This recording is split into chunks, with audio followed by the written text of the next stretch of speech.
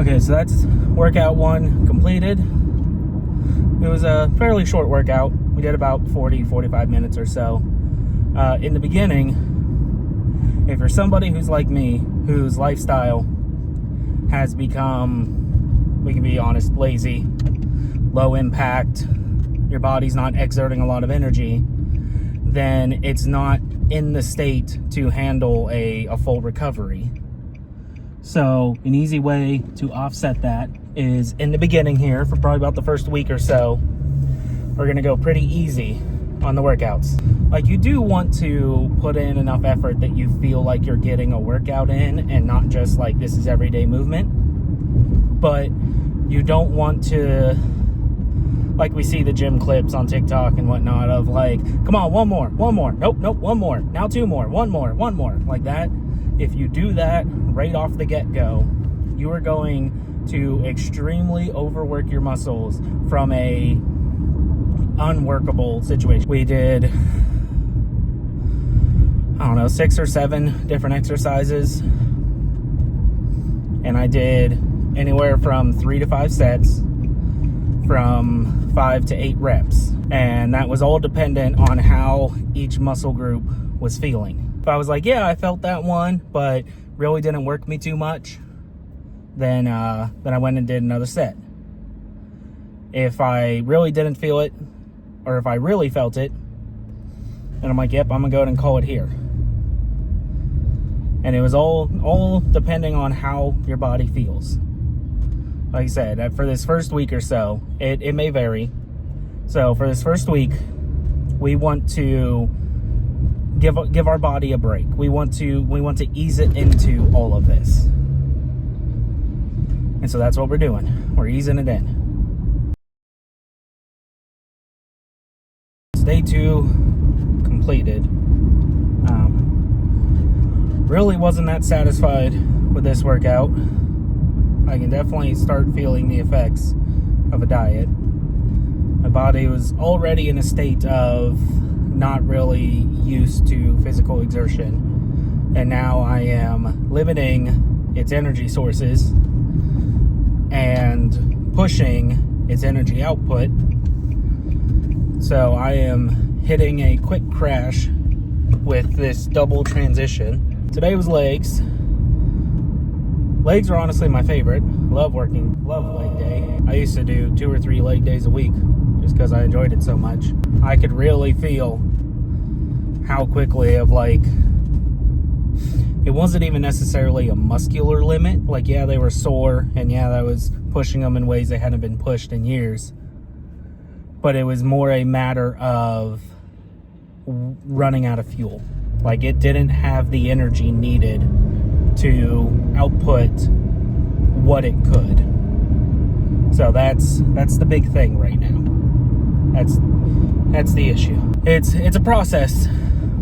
You definitely start to feel the disappointment, and you start to feel what's the reason? Why should I try? And this is just the first time. I know this is just the first time that's going to happen. I'm going to hit it multiple times. So I just got to keep at it and know eventually my body will figure out what I'm trying to do, and it'll start cooperating. So just hang on till then, I guess. Peace. Had to cut that one just a little bit short. I got a lot of mobility and strength issues in my shoulders, especially in my right shoulder. All of this, again, going back to high school injuries from football, wrestling, whatever. So apparently my right shoulder specifically just hasn't gotten the message yet of like, get your butt in gear, it's time to start moving again. So it was protesting just about everything I did in there. Bench, it was pretty okay. It's cable tricep extensions, it did pretty all right. Then I tried to do some cable flies, and nope. I got about half a rep, and my shoulder's just like, either you give up or I do. your choice. Taking it easy, letting things get back warmed up, back into the motion. I knew going into this it would take time for the muscles around my shoulders to get built back up to allow them to move in a ways that they used to. Same thing can be said about my knees, especially my left knee. It's going to take time. It's a process, and that's okay. You don't let yourself fail. That is the only thing. And if you have to cut a workout short because you are about to fail, then that's what you do, because you do not let yourself fail. Failure is the only thing that is unacceptable. You can have bad days. You can have missteps. You can have moments where you fall down and you're struggling to get back up. But the fact that you're struggling means that you're trying. You cannot let yourself fail. Absolutely cannot. I am not a dietitian, nor do I claim to be a smart man. So I'm not really going to go into the specifics of what I've chosen for my diet. It's a hodgepodge conglomeration of previous things that I've tried that bits and pieces have worked. I will say the basis of it is it's all wrapped around tricking my body to get into a ketosis state. Keto diet, not very good. Ketosis state, pretty solid. It's my day off, so ignore the hobo fit. Now we're going to do the recap of 5 through 7 all in one here, just to kind of explain what I meant in my short update about the issues that arose and the concerns. So, like I said, the diet that I'm doing is based on tricking my body into a ketosis state. And so what ketosis is pretty much, sorry for the noise.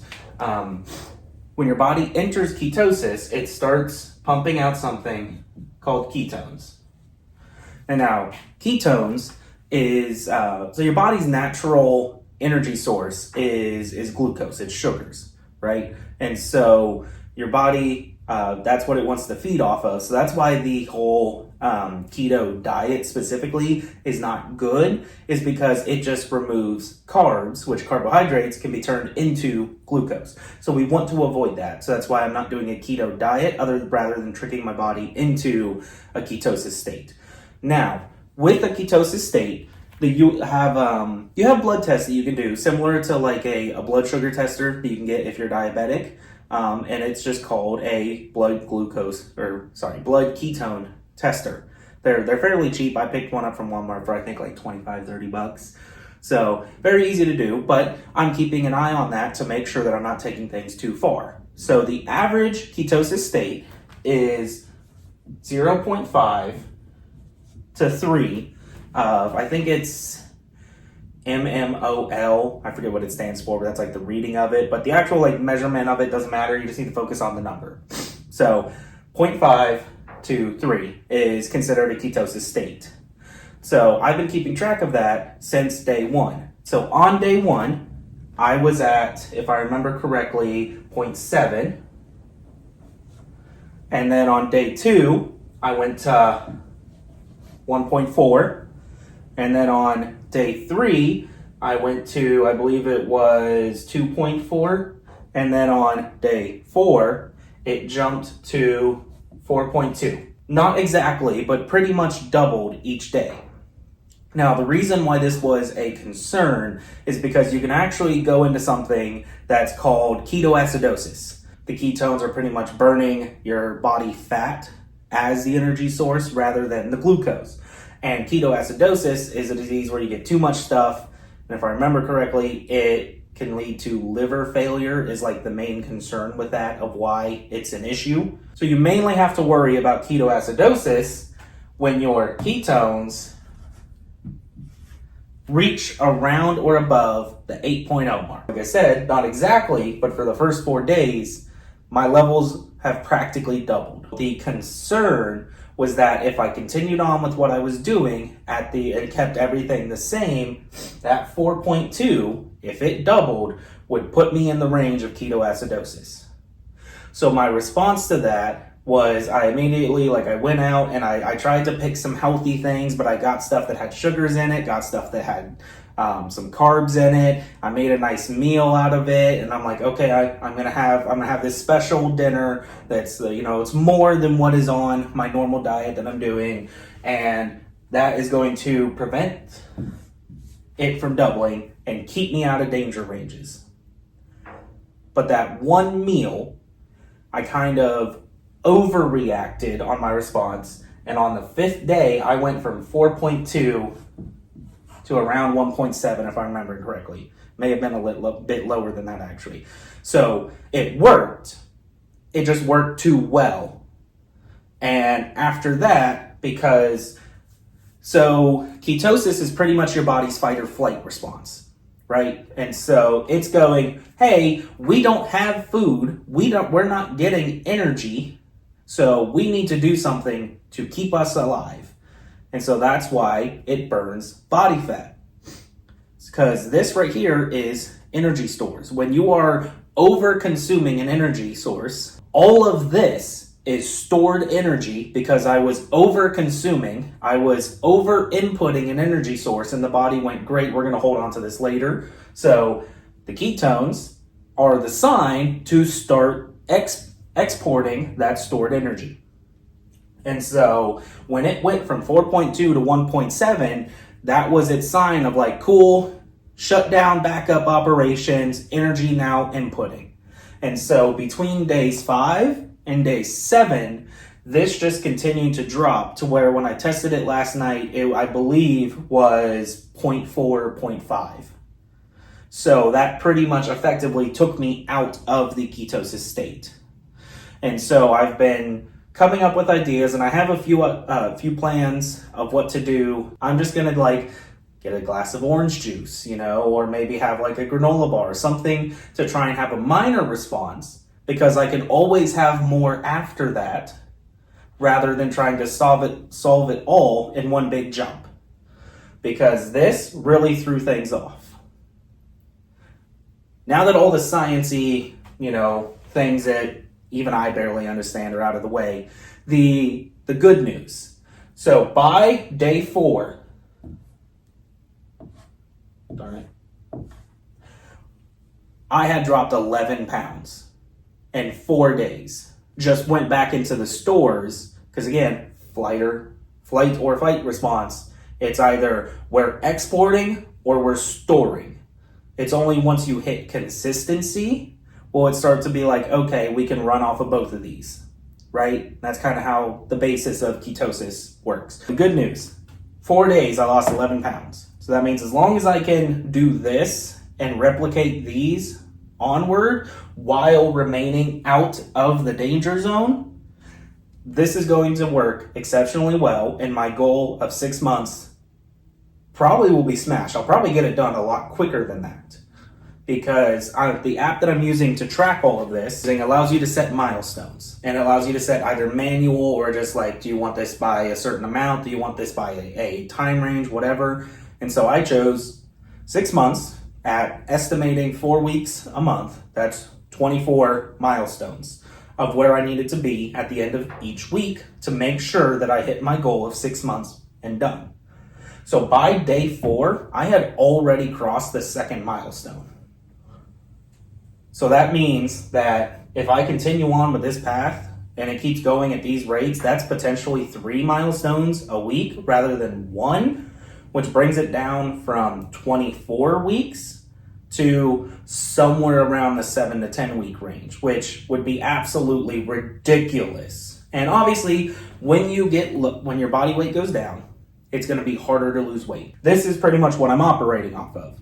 So I gained back some of this, not all of it, but we are currently down, if I do my math correctly, about 5.5, 6 pounds or so. So I'd say from this, because of jumping out of this and body went to store energy, we dropped about 4 pounds this week. So not ideal, but this is what we're working with. I've got things more dialed in now. I've got things more figured out. I have a better plan for if numbers ever start getting too high. I have a better approach of what I can take. So if you followed along this long and you stuck through all of this weird sciencey stuff and you kind of follow along with what I'm getting at, drop a like, drop a follow, drop a subscribe. I don't know, anything supports. I don't know what else to say other than keep on keeping on. I'll see you tomorrow with my next daily update.